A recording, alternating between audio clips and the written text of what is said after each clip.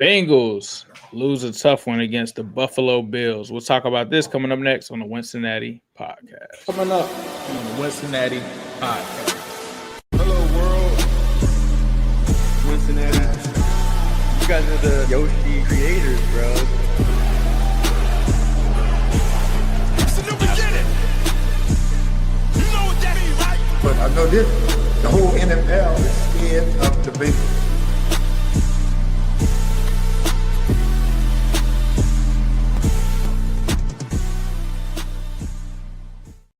Welcome to the Cincinnati podcast. I'm Ace. He is Zim Seasons Cooked Huday. How you guys doing tonight? If you're joining us live, please be sure to hit that like button, hit that subscribe button. We truly appreciate that. Also, if you're listening via podcast, wherever you listen to your podcast at, please do us a favor and give us a review on there. We truly appreciate that. We like to hear from you guys. 5-star reviews are definitely helpful. We appreciate you guys. But yeah, let's rip the Band-Aid off, man. Bengals end up, in my opinion, choking this one, bro. Like, I'm gonna be honest, 39-34. I thought we had this one in the bag. I'm not gonna lie. Like, at one point, I felt so confident. I was sitting there like, we're up 28-18 at one point in this one. And I know we'll go through it, but this is just my instant reaction was just like, how did we find a way to lose this game? And I know that I've taken a lot of heat on social media and this and that. And one thing about me, bro, sometimes I can go against what the majority thinks or whatever, but Zim knows this, bro. If I feel a type of way about something, I am not moving off of that. So for me, I felt like looking at this game that Burrow had the biggest plays in this game to change the trajectory of where this game was. I mean, Next Gen Stats put it out there and said the Bengals had a 77% probability to win the game at the point 5 minutes. You're up 3, you're on their 30 some odd yard line. And I don't even know what kind of throw that was. Like, I don't like that play. Just changed the game. It went from the Bengals having a 77% chance probability of winning that game to 16% just based on that. For me, I gotta hold Joe accountable, and I'll get into more. Was that the second pick that did that? That's the first pick. The first pick did that. So went to 16%, and we had a lead. We had a 77% probability chance. We were up 3. When he threw that, the pick six turns to them having the lead by being up by 4. And that's when it turned it to a 16% chance of us winning. So before that play happened, the Bengals had a 77%. Because you got to think about it. That probability is saying it's more likely that the Bengals are going to score another touchdown and go up 10. And that's probably with less than 5 minutes left, right? Now you're talking about a timing aspect going into play. So even if the Bills were to get the ball and come down and score a touchdown, they're still down by 3. So then you would have had to stop Joe Burrow and the gang again. And then you're talking about a time limitation kind of thing. So that was one of the biggest plays for me when it comes to that, man. And I hear people talking about the defense, and I hear that. But dog, they were up 28-18. I don't know what else you could have asked for from the defense. But you take me through your thoughts on the game, where you want to start at. Because I'm still like, the Bengals lost this game? Like, what? Like, this is crazy. In my mind, I mean, people might think I'm trying to take the high road, but in this game, I think it's so many details that I'm just not a person that really blames anybody anyway. Mm-hmm. But when you look at how the game breaks down, it's impossible to just blame it solely on one person or one entity. Like, you win as a team, you lose as a team. When the Bengals were up 14-3, I want to take it back to that point. The Bengals looked unstoppable on offense. Defense was doing just enough, like we say, like playing top 20 type defense ball, right? You're up 14-3. I got to give credit to them converting that first fourth down and then the second one to score a touchdown. I thought that when he scored that touchdown, I mean, I thought we had him. I don't know how that pass is complete. And I think a lot of times as content creators, we get hyper focused on just our team. I just think that if they don't score right there, I think we blow them out. Like, I have to start at that point right there. It reminds me of a lot of games that we've had where, that's how it looks at the beginning. But it was 14-3. He gets the fourth down, whatever. Then the Bengals come back. We score again. So, you know what I'm saying? It's like, it's like 21-7? Is that right? Or 20 Sure. or somewhere at that point. And then, the other thing I want to talk about is like, so on that drive, and then the next drive that they have that they do score, big pass interference call that was called on DJ Turner, where I thought both wide receivers, him and Cooks, were fighting for it. Then they get the other call too. It was going to be a 3rd down and 9. And I don't know if that's second or third quarter, but those two plays, I thought like really swung it in their momentum to even make it like still a ball game, because for most of the game, you're thinking Bengals have a chance to like blow this thing out the water and go up 17 plus points. Once you get to like 17 with a Joe Burrow, led team, you're thinking the game is over. But the Bills, when they showed that score thing for each quarter, and I'm like 3, 7, 8, like they made sure that they scored in every single quarter. As much as I thought the defense was okay, they just made sure that they stayed afloat and they stayed in this game. And the biggest thing that nobody's really talking about too is right before the half, Bengals get the ball again. We're driving. T. Higgins kind of trips up on the snow. And it looks like Burrow's like, it could be like a slight overthrow, whatever. I don't care who it's on. But if he converts that 3rd and 18 right there, because remember, they got a sack. Burrow never saw Benford on the pressure. Credit to Benford. Benford played a hell of a game. He gets the sack. It's 3rd and 18. T. Higgins catches that. I feel like it's low-key reminiscent of us in the Chiefs game. Remember when the Chiefs didn't take the 3 points and they could have went up by more than whatever, and we ended up being down 21-3? They were dumb for doing that. But if the Bengals would have scored right there, I'm thinking like, bro, all we got to do is run the ball for most of the game. Game is over. We can do it. We don't get points right there. It's still like 30 seconds left. If T catches that pass, we're at their like 20-yard line. Instead, we walk away with no points on that drive, on a drive that we were kind of moving up into the sack. So then all of those things matter. And then I thought for most of the game, my overall person, I think that is just walking away from this game like scot-free, is Chase Brown. Chase Brown, anytime that there was a read for him to like pick up in the run game, he never hit that open. Like there were so many open holes that he never hit. I thought every time that he ran, it was super ineffective. I think he ran for 1.7 yards a carry in the whole entire game. In contrast, every time that P. Ryan had the ball, all the drives got sustained. All the drives moved. I read a comment. Somebody was like, man, when the run game with Burrow, something happens where, man, the run game, I thought the run game with P. Ryan was straight. He ran for over 5 yards a carry. Chase Brown did not have it throughout all this game. He even drops that touchdown late in the game. Doesn't really matter because T. Higgins gets the touchdown. But those small details are the reasons why they didn't get blown out. And those small details are the things that you have to do when you're going up against a top 5 quarterback, and they didn't put him away early. And then we get to the second half, and I think that's more like where we're now looking at the Burrow picks. I want to just say before the Burrow pick, right? Because it's not even about blame. It's acknowledging how impactful that play is. To me, it's all of these things are the reason why the Bengals lost. In conjunction with these plays matter. Joe Burrow, we're driving, we're on their 37-yard line. Regardless of who you think's fault it is, and regardless of how great you think that Burrow played in that game, I thought he was nails. I thought he was lights out in that game. I thought the play calling, everything, I thought we was on point. That throw, I think it came out of his hand funny, and he throws it. The pick six cooks us.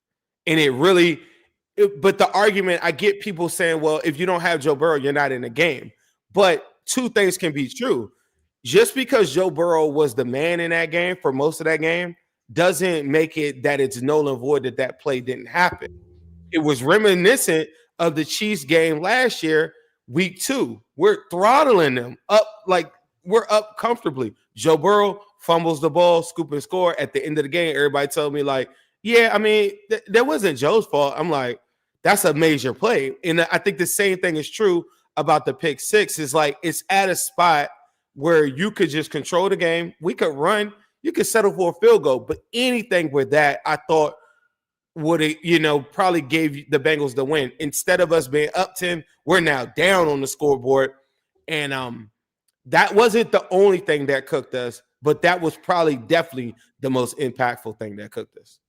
Yeah, for me, like I get what people are saying about the defense, but the defense made plays as well. You talk about them forcing that fumble that they ended up recovering.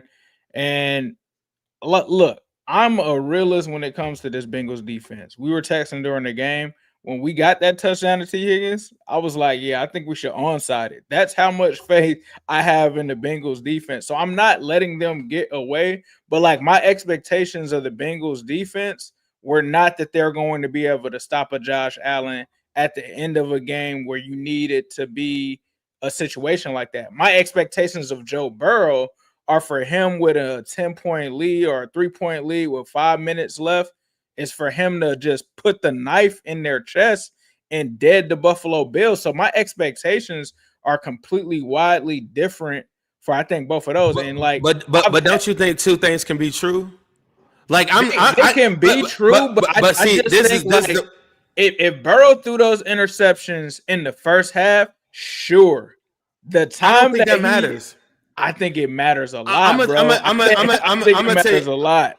I'm gonna tell you the part that's frying you is the fact that people are forcing, or it seems as though people are forced to pick a side, and it doesn't have to be like that. Nah, I don't like. I love Joe Burrow, bro, but at the same time, but you don't even have to say that. You don't even have to hold him accountable. Like if it was Joe Flacco, if it was Joe Flacco or Jake Browning, I would be saying the same thing. But the difference is this: in the Flacco Patriots pick six, that's a game where Flacco wasn't cooking them crazy. So the problem that you're probably running into is people are going to tell you how good Joe Burrow was in the game. In the contrast, in the Patriots game, you can't say that Flacco was cooking them so crazy and then that excuses a pick. This is the part that I think is healthy for everybody. Is that if you acknowledge everything, then you don't have to say whose fault it is. I acknowledge. I'm gonna tell you the same way that you put the emphasis on those picks. I think that that's an amazing play by Benford. Just like Joe Burrow threw the pick against Marlon Humphrey last year, I said that was a great pick by Marlon Humphrey. But this is the thing: the impact of it was huge. But I will also argue. Couldn't you argue that DJ Turner dropping a pick early in the game probably ends the game? You're up 14-3. If he catches that pick, that's still early in the game. That's still early in the game. I think Joe that would have took 7 points off the board, so you don't even have like the game isn't even as close as it is. If Joe had those picks in the first half, it's not the same. It's the time that he had him at the point in the game where you're in that situation. I always talk about it all the time with Zack Taylor, right? Like I'm the biggest Zack Taylor critic probably on these podcasts. I'm not blaming this game on Zack Taylor. And look at my profile picture on Twitter. Like I'm not a huge Zack Taylor guy, but I can't look at Zack Taylor and say he's one of the reasons why, we lost this game or this and that. I just think the moment those plays happen, killed us, bro, because it's a 7 the other way. And I know the other one isn't really on him because it's a tip joint, even though it is a hand in front of his, like, that he's trying to throw it through. But it's like, then you talk about that one, you give them a short field. So, like, asking your defense to, like, you're complaining about 14 out of 21 points that were really because of, in a sense, Joe Burrow. He threw the 7 the other way, and then on the other one, he threw it, and they were right there. Like, you're not asking them for much when you're giving them the ball in your own red zone. Like, they're going to score in that situation. Most teams are going to score in that situation. Right. I get it. I just don't want to kill the defense because I felt like there were. I don't think you have to though. There were times where the defense was cooking and doing enough in this game. I feel like you're falling into it's what social media does. It's like I like pancakes, and then the person says, "What you got against waffles?" It doesn't mean it, like that. That's the thing that I think last year I was acknowledging Joe Burrow was making mistakes late in these games, and I was getting killed on the internet for it. But the reason why I was saying it is because I was like, man, even if the defense even if the score is 21-14 instead of 30-something, to me, it doesn't matter. I think what you're saying is very important to acknowledge the impact of those plays. I think the only gray area where I give pushback to how substantial the Joe Burrow ones were is that I think that there are equally plays like the Jordan Battle pick at the end of the game that he dropped, I think is very important. I think the T. Higgins drop early in the game, and yes, they're early in the game, but I think that you smother this team and you force them solely to pass, and I don't think the game looks anything like it looks. The Bengals never really put them away, so it allowed the Bills still to run, even when they were down 10, it still allowed them to run the football a little bit. I thought there were plays that the defense could have made in this game that would have been just as impactful. If Jordan Battle gets that pick, we're probably excusing the Burrow picks and just being like, bro, it was just a mistake. But all of these things are all true. There's also blame, I think, if you want to play the blame game, I think there's blame to Al Golden. I thought that him doing twists and stunts throughout the game against Josh Allen made no sense. And I thought showing him 0 looks wasn't what I would have did against him, like how he just did to Lamar. I would have showed him 6-7 in a box, and then I would have had a spy, delayed spy, or anything like that. And especially at the end on 3rd and 15, or if you go look at the long run he had, there's no spy, there's no acknowledgement of Josh Allen even as a runner. And I thought that, yes, the Joe Burrow. Hold on. This is really important. The most important part about the defense, somebody bringing up the defense in the Joe Burrow one, I think it is super unfair to this. As important and as impactful as the Joe Burrow point is. Mm-hmm. How about the defense? Joe Burrow's giving you a 10-point lead. They give them the ball, the Bills, with a 10-point lead. And the Bills score in 3 plays in a minute. Instead of like limiting that and making it a 3-4 minute drive, you give the ball back to Burrow with a 3-point lead with 7 minutes. And like low key, even if the Bills would have scored, if that was like 4 or 5 minutes, I think the game is like a little bit different. To allow them to score that fast, I thought was egregious work. And I think this is to your point. I think that those things go hand in hand because it's a domino effect, and that's why the team game kind of comes to effect. In one hand, yes, Burrow, I want him to be the hero just like he was in that Broncos game.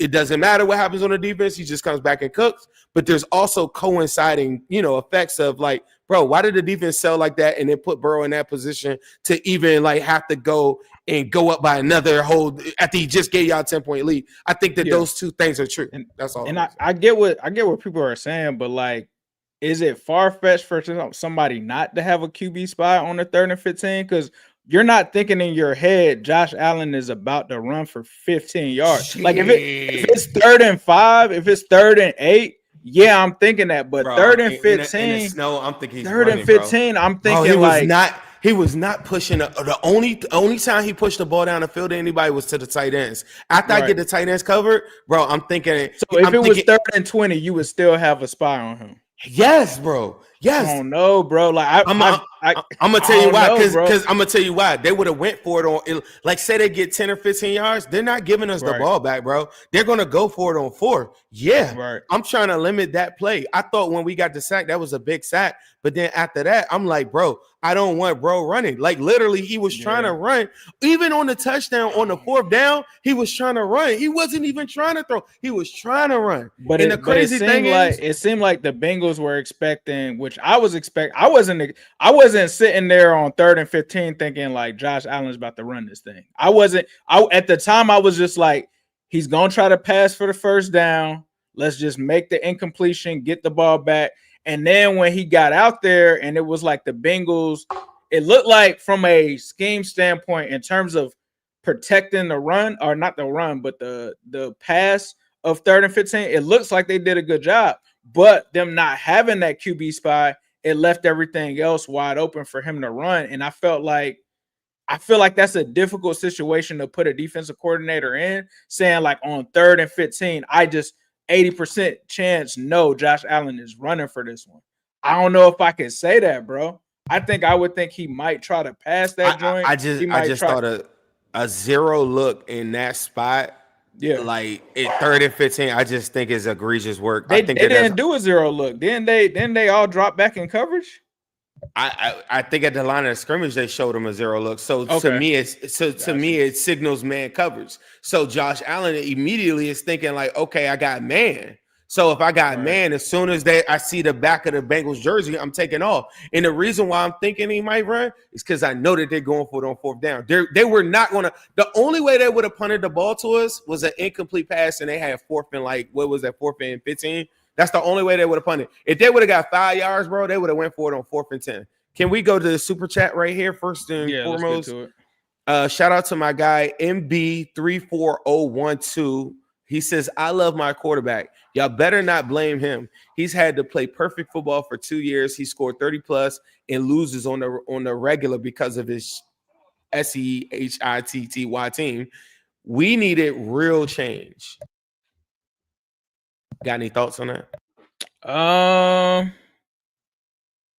mean, I love Joe Burrow. I just like, bruh, I can't. If it's anybody, y'all know me, bro. If it's Zack Taylor, if it's Joe Flacco, if it's Al Golden's defense selling and giving up 40 to the Jets, I'm going to say where I feel like most of the blame goes to. I still love 9. I'm just saying if I'm being a real analyst and I'm looking at the game, and I've always talked about momentum plays, that was huge momentum to give to the Bills. The Bills don't win the game, in my opinion, without those plays. I don't see it happening. I just see 9 going down, closing the game out, and that's what my expectation level is of Joe Burrow in that situation. Right. Now, it's different if they're up and he's battling back and he's trying to close the gap and the defense has already given them a lead, sure, but in that circumstance, I gotta hold Joe accountable. That doesn't mean I don't think that he's still the best quarterback in the NFL. That doesn't mean that I still wouldn't choose 9 times out of 9 against any quarterback in the NFL. I just, as an analyst, I just have to be real. Like, that's what my thoughts are, bro, in terms of it. Not scoring at halftime, costly and missed tackles is what Randall Johnson said. Do you have any thoughts on that? Appreciate that, Randall. Yeah, that not scoring at halftime, that was major, bro. That was major.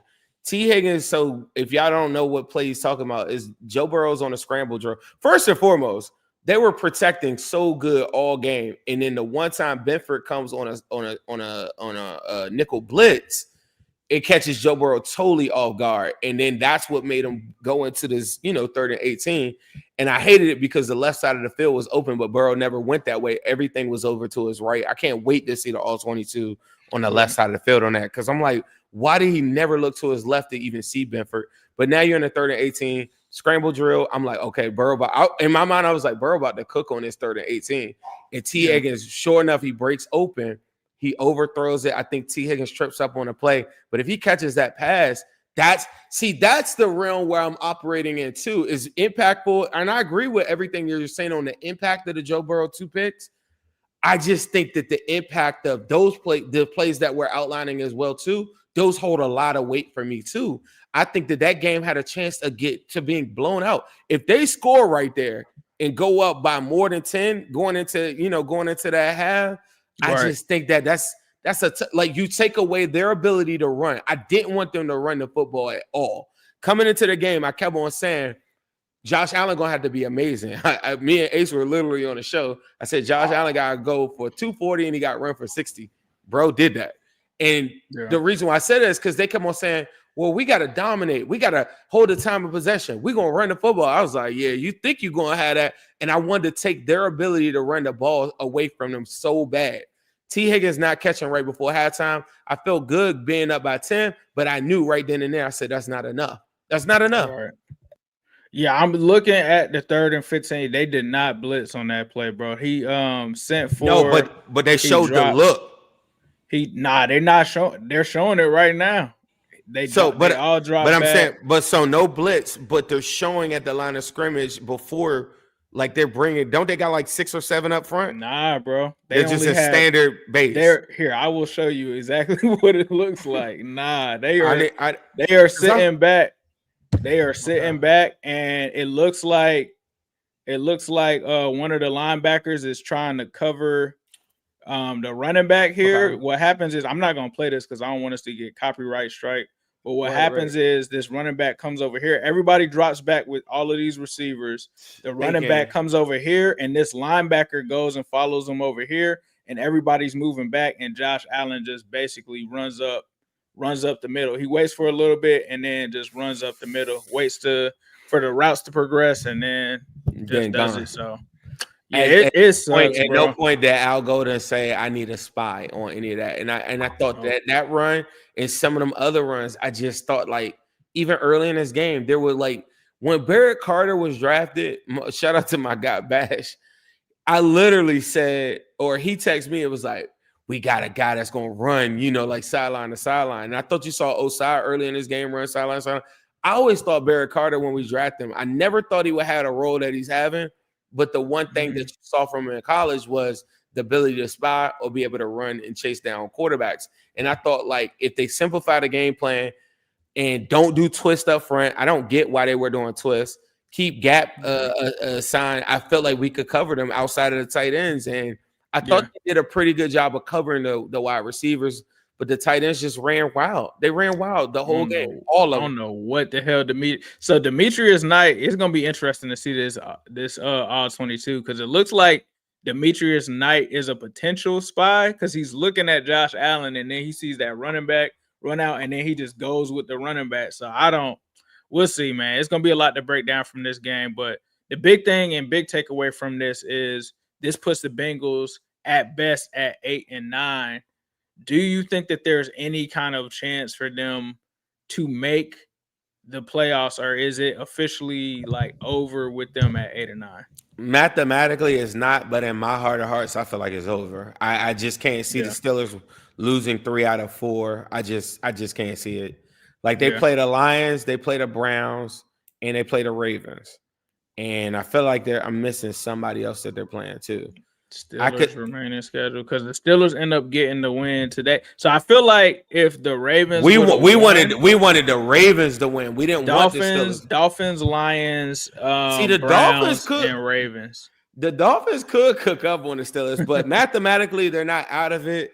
Right. But to me, that was it. The defense was supposed to pick up where they picked up, in the last 3 weeks, and they didn't.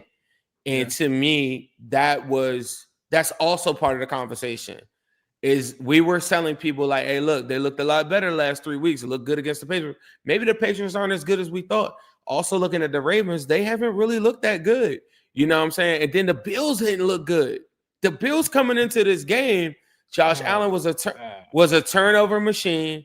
They were ready to fire Joe Brady. We made them look amazing. That's the other part that, like, when you can say the Joe Burrow stuff, but bro, coming into that game, we knew what they were going to do. Throw them little stupid screens. All their fans in the comments, I got receipts out the wazoo for them had we won. All their fans talking about, like, bro, please stop throwing those stupid screens. Those screens was working. Those screens was working throughout the whole thing. And their offense hadn't really looked good. And I get it. They had played a really tough Texans team. But we were thinking that our Bengals defense was kind of getting a little bit better. But the same things happened to us that happened in the early in the season. Remember, we had a 31-18 lead on the Jets going into the fourth quarter. Yeah. Same thing. So it's like, to me, now today, the pick six, that's not on the defense. Yeah. But outside of that, the Bills didn't punt. So, you know what I'm saying? It's like, you can't even really say, you can't really give credit to anybody in this game because it's all complimentary. I thought, one thing I thought that looked pretty decent, that's super like random, is I thought Charlie Jones on returns. He had the one that went to the 50, he had another one that went like the 40, he had another one. The announcer was like, they done a good job. But I was like, shoot, that dude didn't return 20 yards a return every single time. I thought all his kickoffs looked good. But yeah, the Bills didn't punt. I mean, Yeah, the Bengals did cause the turnover. So you like that. But I mean, there was little to no resistance, and that is part of the I conversation. don't think it was little to part of no the conversation. resistance, but I think they That's just part of the conversation. the fourth down, the 3 or 4 on fourth downs, because like they were putting them in situations where it was do or die, but they couldn't get them. The Bills were just better on fourth down. They just kept converting, like you said, over and over again. So you don't want it to be, and this is part of the conversation. This is why I said you don't have to blame it on anybody because it's equal to me to everybody in this regard. I think it's very cool, a great consolation prize that we got them to those fourth down situations. But if you're not stopping them in those situations, which ultimately on all 3 of those, 2 of the fourth downs, those are touchdowns. So it's cool to be like, yeah, man, we stopped them on the third. And then they just converted on fourth. It just doesn't really do anything for me for the defense. And that's why I'm like, man. And then when you think about how good Joe Burrow was in the first half of that football game, he looked like the greatest quarterback alive early in that football game. So it's just like, it's just so many conversations and so many layers to it. That's the beauty of sports. So it's like you have to examine all of these different things. The one person we haven't talked about was Zack Taylor. I thought he caught a pretty good game outside of now. This goes hand in hand with what you're was saying. At the point where I thought P. Ryan was running so much better, because I thought Chase Brown was not good in this game at all. When P. Ryan was running good, the argument could be this, and we talked about this on the phone. Why don't you run P. Ryan in those spots instead of trying to throw the little short passes to Jamar Chase? Did you have a problem with us being what seemed to be pass happy? To me, I didn't mind it because Jamar Chase was getting into a groove. I like getting the ball in Jamar Chase's hands, and I like the ball being in Joe Burrow's hands. When you think about some of our greatest games, whether it was against the Saints where they come and win the game on their own, and all these different memories that I have of Jamar and Burrow, is them putting the ball in their hands. So that's the part I'm not mad at. And it wasn't like it was deep passes. It was just a little dump ball pass. And, so is that what you have a problem with too, is the play calling in those spots? I can't even say the play calling. If you want to say personnel usage in terms of P. Ryan being in more, I think on the runs, I could see that. I didn't really see an issue with any of the calls Zach made. I mean, one of them I thought was actually a brilliant challenge that he had. That could have been that before they got the fumble, right? There was the Dalvin Cook one where it could have been a touchback. Like he challenged that. I just thought situationally Zach played it perfect, bro. I didn't have a bad word to say about any of the calls that Zach made, any of the plays. I can't recall one that just sticks out of my head when I was just like, why the hell did Zach call that? Because the Bengals were just in control of the game. And ironically, one of the plays that Burrow checked out of Zach's was the one that led to that play. So I can't call anything on Zach on this one. I think Zach put a great game plan together against him. I thought, like, if you were to tell me, I know that the defense didn't play amazing, but if you were to tell me like you held James Cook to 80 yards in this game, I wouldn't have really believed you on that. I would have been like, yeah, I don't know from that standpoint. That's what I kept on harping on before this game, and I had my own selfish, battle going on in my mind because all the Bills fans that I talked to were talking to us like we were the most regular team on earth. They were like, yeah, we're just going to run the football. We're going to sit on the clock and we're going to dominate the time of possession. I'm like, that's what you would do against a bad team. Like you wouldn't do that against, well, the Bengals aren't a good team. That's what you would do against an average or a mid quarterback. And I thought they got a taste of like what I was saying is what Joe Burrow out on the field, you're not going to get the carries that you want to get. Like he's going to make sure he's going to go on long drives and you're not going to get all those carries. Like last week when we beat the Ravens, their fans were so mad because Derrick Henry only had 5 carries, I think like in the first half or something like that. I'm like, yeah, That's what happens when you play Joe Burrow and he's having those long sustaining drives, and he's doing it on purpose because he knows the defense isn't really on much of all. So he's like having these long drives. DJ Mr. 937, appreciate the super chat from you. He says, who's Barrett Carter covering on the fourth in goal touchdown? No one. LOL. Yeah, absolutely. I wasn't a proponent for Barrett Carter and Demetrius Knight. I said at the beginning of the season, I felt like the Bengals should have kept a guy like Jermaine Pratt. I'm not hitting no victory lap or anything, but the Bengals have serious issues still at the linebacker position, right? And sometimes there's a worse side of the coin, and we're kind of seeing that with throwing a guy like Demetrius Knight out there and a Barrett Carter because you're mad that Jermaine Pratt tweets and had, a certain amount of missed tackles, and now you replace him with guys that are worse than what he was last year. Like a lot of people kept forgetting, I kept bringing it up. Jermaine Pratt was still top 5 in the NFL and made tackles as well. We'll have to see what that means. Like, are these kids gonna? And I feel like it's a little unfair because I like the Barrett Carter pick.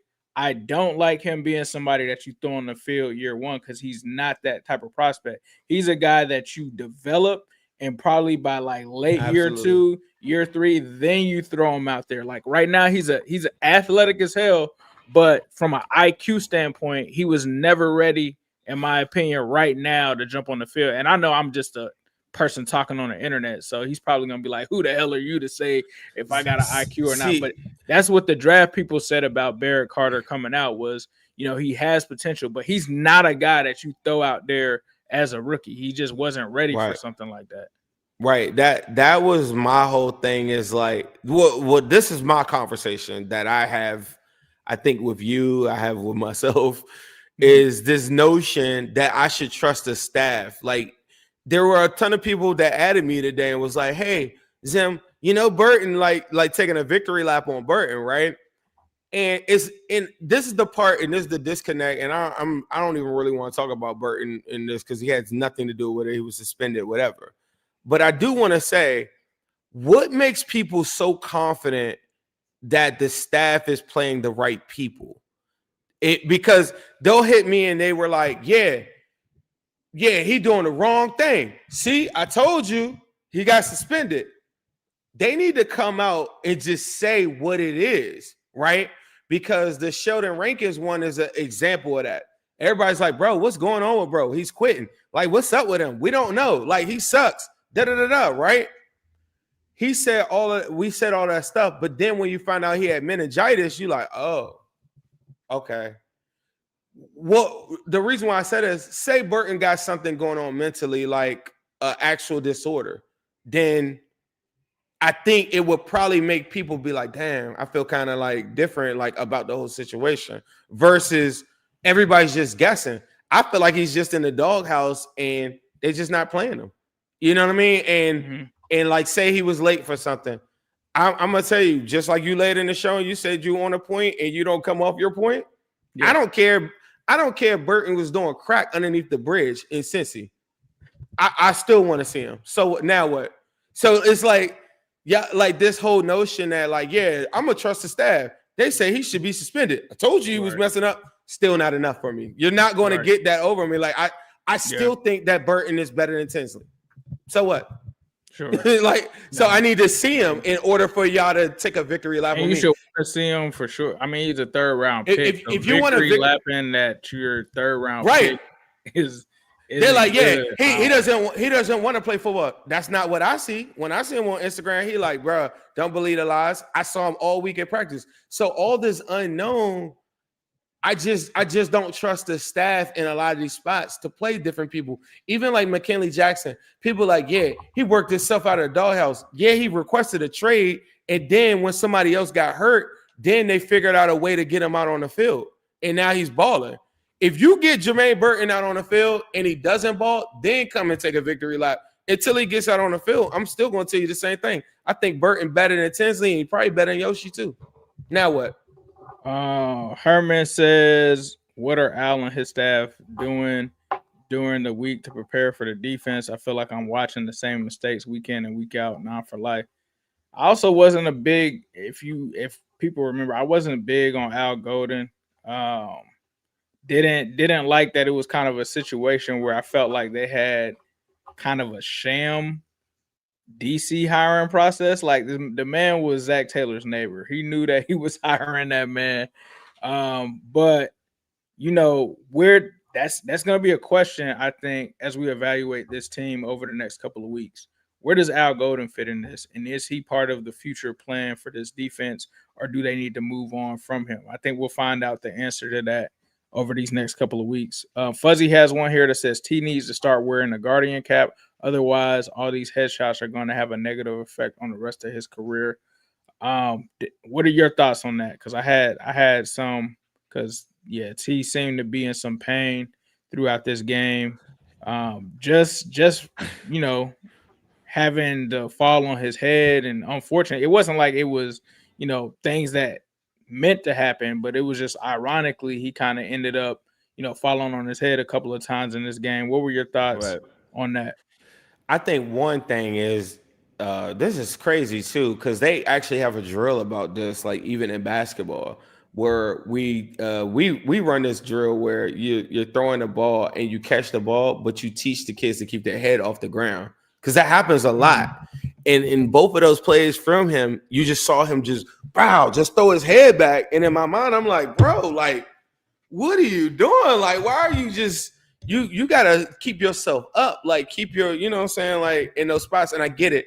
These guys are moving really fast or whatever, but like there's actually drills for this though, to keep your head off the ground because of that. And people saying that he should wear a Guardian cap, I agree. Like, I mean, if Burrow is going to keep on falling back like that, like after the game, he goes into an interview and he's saying, he's a soldier, people take hits, and I just thought that the way he was just launching his head backwards, it's just like I don't get it, bro. You just got to keep your head off the ground in those situations. You have to be very mindful of that. Just the same way is like when you go to break your fall, like your instincts and everything like that, you got to be very mindful of these different things, especially if you're coming off a concussion protocol.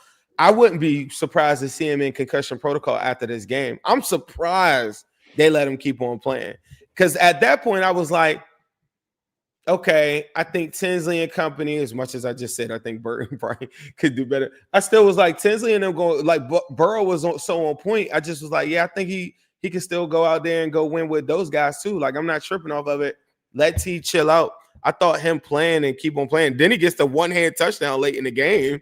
So that's crazy. I don't know, man. I'm praying for him. I hope he can figure it out and try to figure out like a way to keep himself out of harm's way in those situations. Guardian cap might be the way to go. It looks ugly. From the it does. The dude from the Packers wears it all the time. No, not the Guardian cap look ugly. The situation in his head bouncing off. Yeah, his head bouncing off the ground look ugly. Like, it's scary. Twice.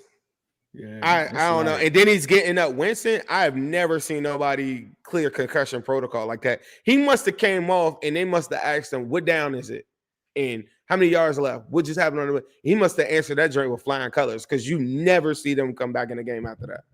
Right. Yeah. Prayers up to T. Hope he's good, man. Wouldn't be mad to see a Guardian cap with the stripes on it.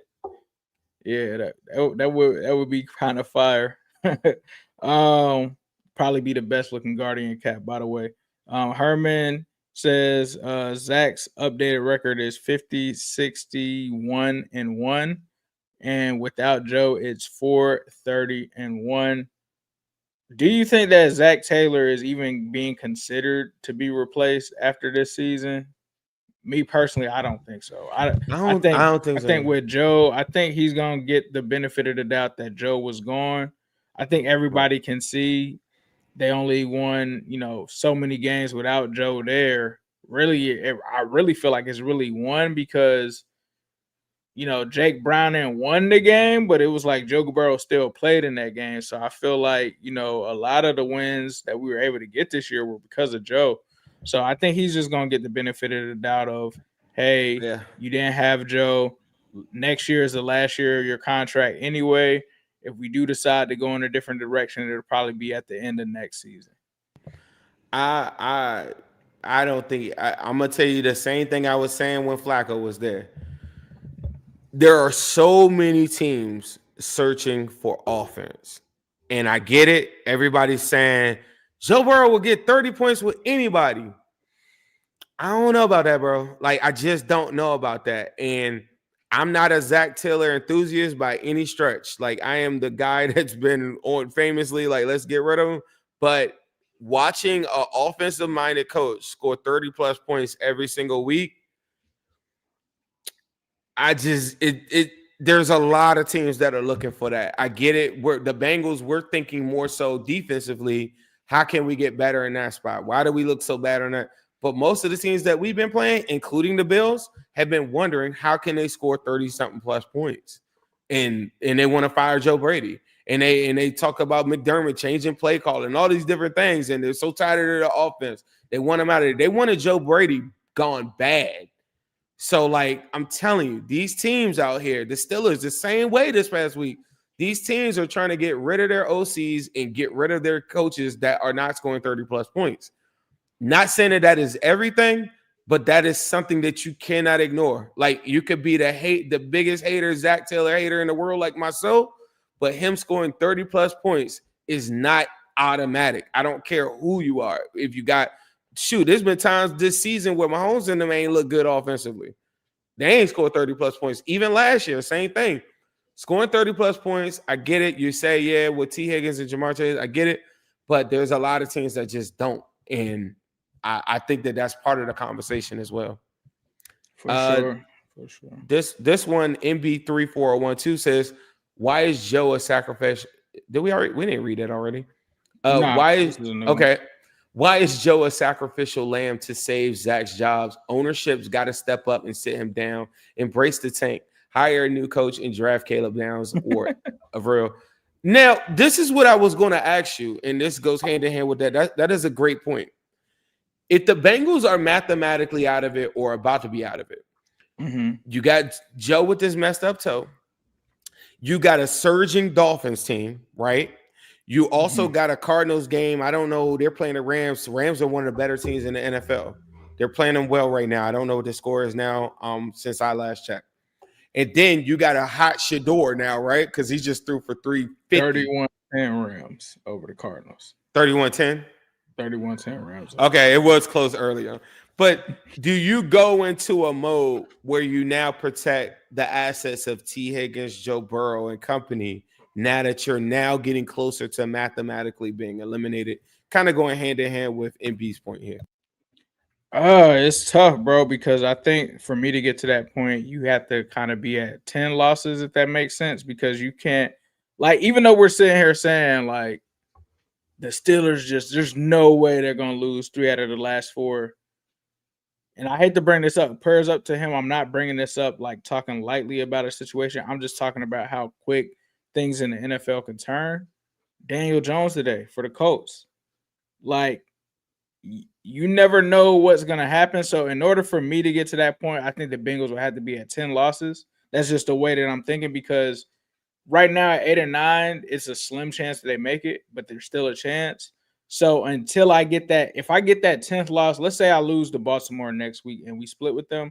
Yeah, now I'm definitely in. Let's pull Burrow out. Let's go ahead these last 3 weeks or whatever. Let's just see what else we got. You know, let's just try to make sure that we get the best pick possible. That's when I'm kind of getting to that kind of position.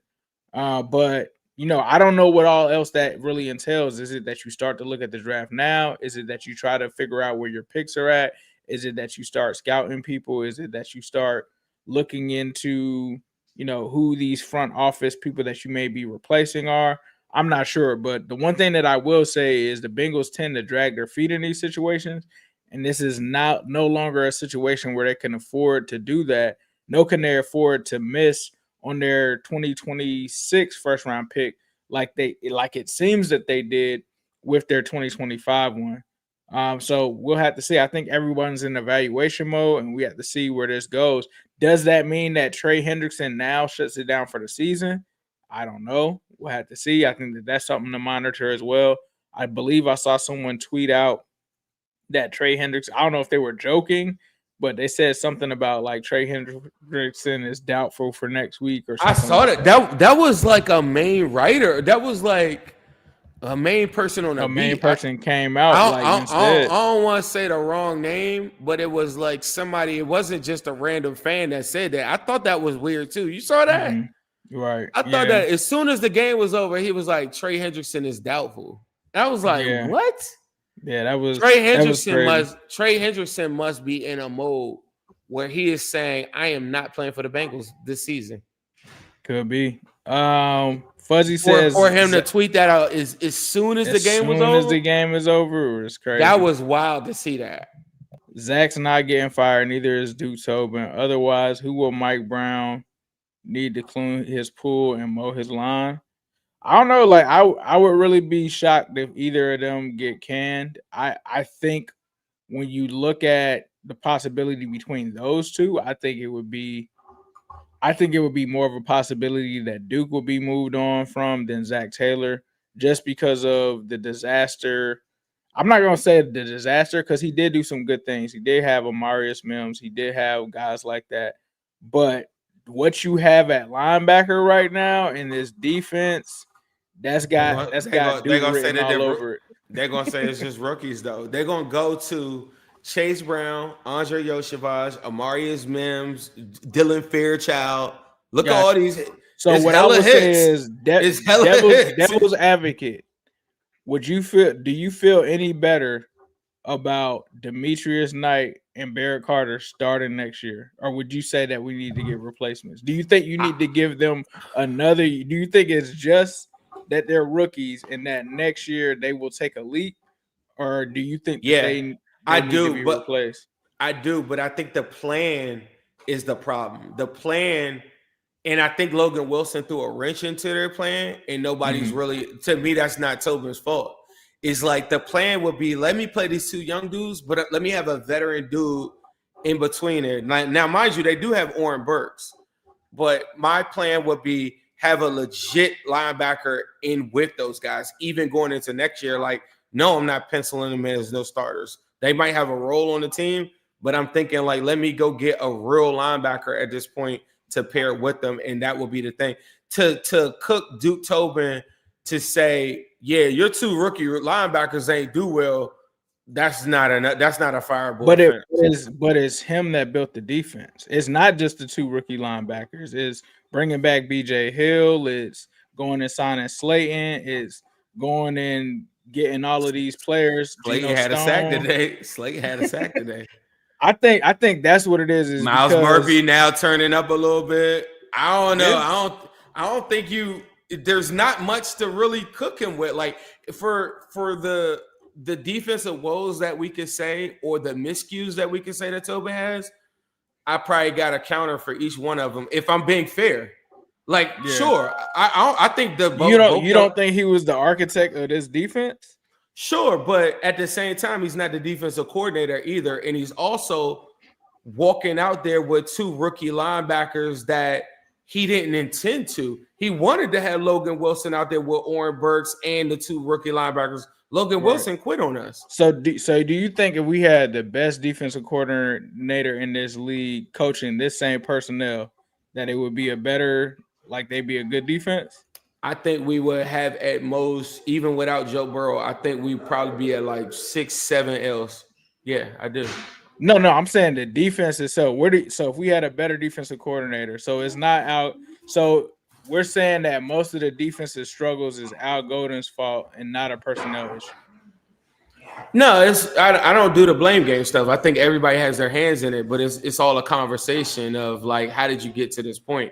I also would then go compare and go look at other teams and say, yeah, like those teams are failing at some of this stuff too. Like, who is the person that's looking so amazing? And then at the same time, Duke going to stand in that room and be like, yeah, what's up with you? I got Dylan Fairchild. What y'all think of him? And then he going to look at you and be like, how's Amarius Mims looking? Then he going to look at you and say, yeah, Yoshi is a wide receiver 3. How's he looking? And I'm going to look at him and say, for the last 3 years, how's your defense been looking? And it hasn't been good. Yeah, and that's part of the conversation. I think he'll say, "Yeah, if I had Trey Hendrickson, I look a lot better, the NFL sack leader. If I also had Shamar Stewart, who I drafted in the first round, I think it probably looks a little bit better too." I don't know, bro. I don't know We- about we don't Shamar know. Stewart, bro. We'll see. But by swaying, if we're having an honest conversation, I'm front office and I'm having an honest conversation, and I have to be fair. I can't go with, oh, I don't think Shamar would have been good just because I don't like him. He didn't play, so how would I know? No, I think when he did play, it didn't look good. Now he looked good week 1. Remember week 1, he was nice. Week 1, he was nice, but that was it. but that's not enough sample size. So you would have said, well, I only drafted Shamar to be like the 3rd, 4th rotational guy anyway, and it was going to be, you know what I mean? I'm just telling you an honest. That's what they would say. If it were me, blow the whole thing up. But they're not going to operate like that. You're saying what the Bengals would say from that standpoint. Even if they got rid of Tobin, I'm just giving you a sound argument on what a realistic conversation would look like. You could say, I hate this guy, I hate this guy, I hate this guy. But then Mike Brown going to say, yeah, that Dylan Fairchild guy y'all got, he looks really good. You know what I'm saying? Like, you can't deny that. He's going to say that Chase Brown guy is going to have 1,400 all-purpose yards. I got him in like the 4th, 5th round? He looks really good. Round. Yeah. He's going to say Jordan Battle was the highest grade. Like, you know what I'm saying? They're going to go through all of that. The Geno Stone, I made him take a pay cut, and he's still getting picks. Even today, he looked okay up until the missed tackles late. Hold on, I got to go look at Geno Stone before I say that. But there are Geno Stone, from what I just saw on PFF, Geno Stone had a good PFF grade for the game. Right. So my point is, as much as fans, like when we lose games, everybody is like, I just never get in that mode. Is people try to characterize me as like some wild vigilante on the internet. I think it's because I talk louder or something and I have like solid points. But I'm just telling you a rational conversation. The person that's defending themselves is going to tell you all the pros of what they've done. If you're a Bengals fan, you can't sit there and not acknowledge a guy like a Fairchild or Amarius Mims or Slayton, who has been coming in better or whatever. However you feel about him, you can't just deny those just because you're so gung-ho on getting rid of them. Like, if I want to get rid of somebody, the way I debate, I'm going to take away every single point that they got. But there's really no argument against Amarius Mims, Fairchild, Chase Brown, and those guys like that. There's no argument. And that's what Tobin would counter with. But I would venture to say that the Bengals you could say that with the offensive line. So I think he did do a great job of fixing the offensive line problem. But I think recently the problem has been the defense, and I feel like he has struggled to make headway on that issue. And I think like a lot of his decisions on guys that he left leave, like DJ Readers, Jesse Bates, and these other guys, Jermaine Pratt now, Mike Hilton, like he hasn't done a great job of replacing them. But at the same token, to your point, he has had some hits on the offensive side of things. So yeah, we'll have to see what the Bengals end up doing. It's likely probably not going to happen. Defenses too. He would sit there and say, well, how's Miles Murphy looking lately? I love Miles. He been straight. I think this season he's earned exercising that 5th-year option, right? But do I look at him or Shamar Stewart as guys that can replace Trey Hendrickson, who could also end up in that situation with like DJ Reader and stuff like that? DJ Turner. So that's what I meant to say. DJ Turner.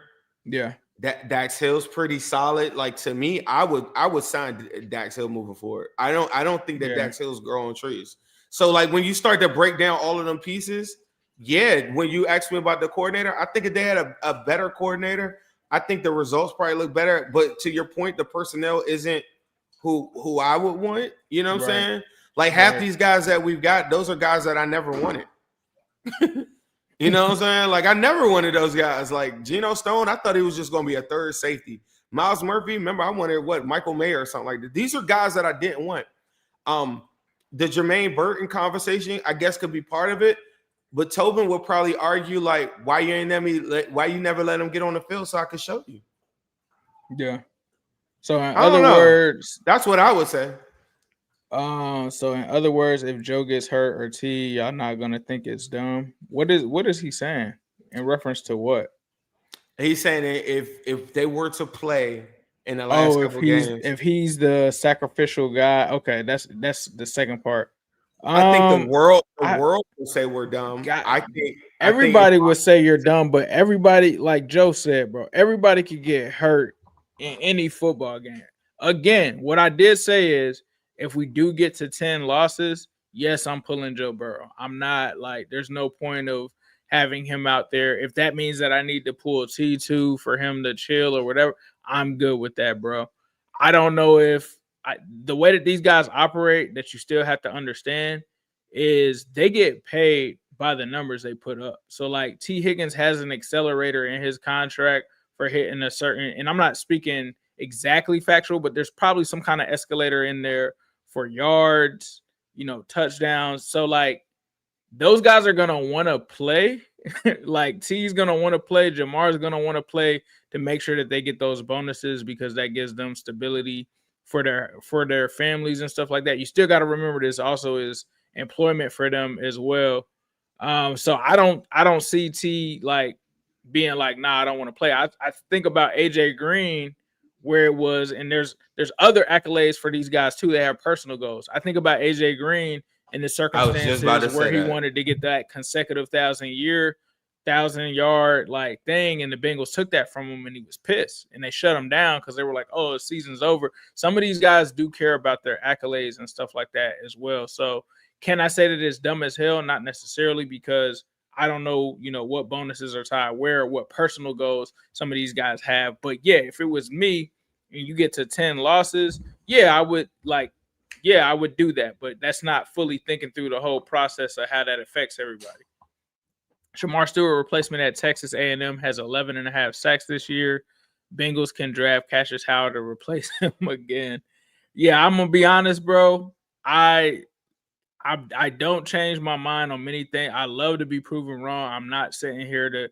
Y'all saw my reaction when we drafted Shamar Stewart. I'm disappointed. I'm not surprised. And I hope that the kid gets better. But I think Shamar Stewart is a situation where he's a developmental prospect. And I think he has all of the tools in the world to flash that potential. And maybe he'll get it. But I will say it right now, respect to him and Myles Murphy. If the Bengals lose Trey Hendrickson next year, I'm still drafting the edge rusher in the first round to throw into the Trey Henderson experience has got to be over.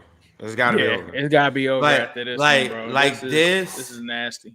And when you think about this whole thing, is so messed up because in a game like this is a Trey Hendrickson game. Like last week wasn't really a Trey Hendrickson game because you need guys stout in the run, lane discipline and stuff like that. And they had 3 sacks today. If you would have had Trey, that game was calling for Trey Hendrickson on the left side, on that left side.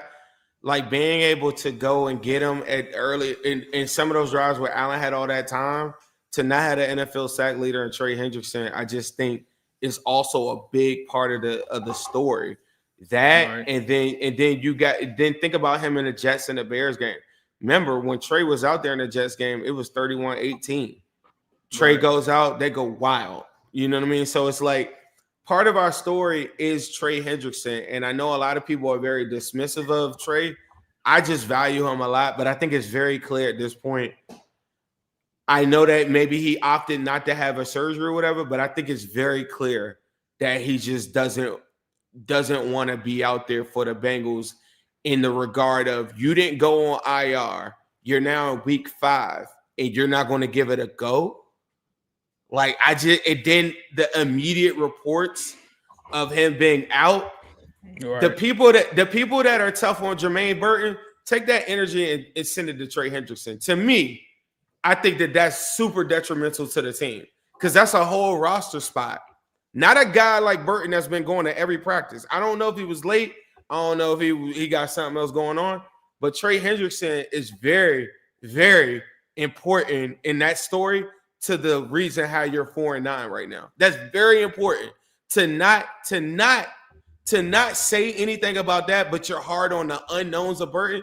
You know that Trey Hendrickson, by not going on IR, is then telling you that I'm going to take a chance to go get it. By him not going out there and doing anything in the last 5 weeks is a smack in the face of all Bengals fans and a smack in the face of the whole front office and everything. Because if you knew that you weren't going to give it a go, then you should have just IR'd yourself. Yeah, facts. Well, and we gave him $14 million. We got this dude $30 million to do this. For sure. And y'all talking to me about Burton? Fuck out of here. You wouldn't have to give me $30 million to go and stop by Midwest Best Barbecue. Let's go ahead and roll that ad. Now they call T. Higgins, or you say number 5s. Either way, you'll be winning. It's them high honey lemon peppers. Now they call T. Higgins, or you say number 5s. Either way, you'll be winning. It's them high honey lemon peppers. Now they call T. Higgins, or you say number 5s. Either way, you'll be winning. And much love to Mama T, Uno and CTB. MB's got Bengals wings, and now we just added T's. 9 to 5 winning things. Gritty for Uno wings. We say yes, Sirski now. Like X's and be saying that T got them new wings. Only at MB's. High honey lemon peppers. Now you can call them T's. High honey lemon peppers. Now they call T. Higgins. Or you say number 5s. Either way, you'll be winning. It's them high honey lemon peppers. Now they call T. Higgins. Or you say number 5. That was nice. I ain't gonna lie. Shout out to Midwest Best Barbecue, 669 Justice Court in Loveland, Ohio. Make sure you stop in there and let them know Ace and Zim sent you. It's cold outside right now. Midwest Best Barbecue also has soups available, so make sure that you stop in, get you one of those. I know it's chilly out there. We just saw the Bengals playing in that snow session that they had. They also have holiday meals that they have available. So if you want some cold holiday pickup meals, that order is live. You can actually get that on their website right now. Go ahead and check out their Facebook page. They got some appetizer deals going on right now where they got a smoked cheese tray. They also have smoked fried wing samplers. They have boneless wing samplers, bone-in/boneless wing party boxes available. They got ready-to-bake ham. They got red potatoes, mac and cheese, winter salad that comes with that, green beans, sweet potato, and dinner rolls. They got it all. They also have a la carte available as well. And then they also do a holiday brunch that serves 10 people for $139. You can get the cheese grits, the candy bacon, Cajun red potatoes, all of this stuff, brisket, smoked ham or pulled pork, and a cinnamon pecan pie. Don't forget to check out Midwest Best Barbecue, especially if you need to do that holiday meal. You don't even have to tell them where you got it from. You can act like you whipped that up in the kitchen yourself, but stop by Midwest Best Barbecue. They have a toasttab.com link for that. They do catering as well. So make sure you tap in with Tim and Nicole and get your holiday meal right. Zim, was there anything that you wanted to say before we get out of here, bro? No, I'm angry. I'm very angry. Yeah, it's tough, bro. It's tough. I think we had a chance to create like one of the most special stories in the history of football. I remember when Burrow came back, and it's so weak because it's just, I don't know. Like for me, I feel like being a Bengals fan, it's never fair. It's just not fair. And I'm pretty sure a lot of teams feel that way. But to have Burrow go out week 2, then he comes back and then play that well up until the interception, even late. I mean, even the throw he threw to T at the end, that was crazy. That was fire. The one-handed joint. Yeah, one-handed. We can't even celebrate none of this stuff, bro. Like that. I remember us playing the Ravens last year in both those games, and Joe just going nuclear. Can't even celebrate it. You can't even. You know what they showed us before the game even started? The NFL world hates us so much that they don't even want us to show a cool pass, like pregame, like throwing it. I just feel like everybody's like so against us, and it's just not fair. That's why I always stress that I feel like we should just kind of stick together as Bengal fans, because most of us that are watching this, you probably around the country, you might be in a whole nother country. The one thing that you don't see is anybody showing us love, showing us support on any of this stuff. They wait for us to lose, and then they be like, I told you so. They hate the fact that we got the wide receivers. They hate the fact that we had those things.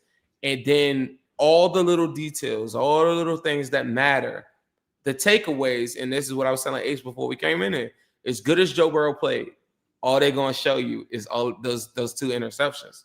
And that's the messed up part about, like, to me, that encompasses like what it is to be, or encapsulates what it is to be a Bengals fan.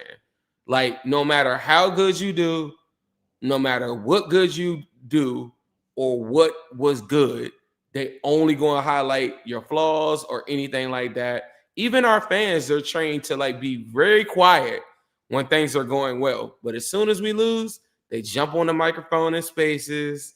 They go all around the world and tell everybody about like, oh my God, this should sell the team.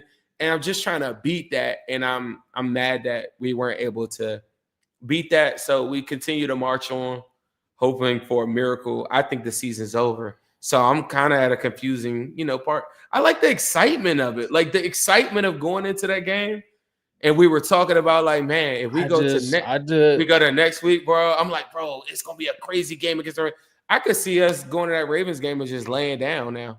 Now that they don't really have like real hope, it just sucks, bro.